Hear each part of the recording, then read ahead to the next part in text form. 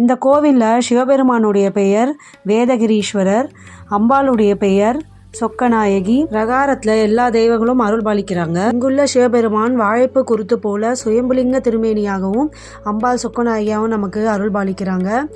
ஏன்னா இங்கே இந்த கோவிலோட ஸ்தல விருட்சம் பார்த்திங்கன்னா வாழை மரம்.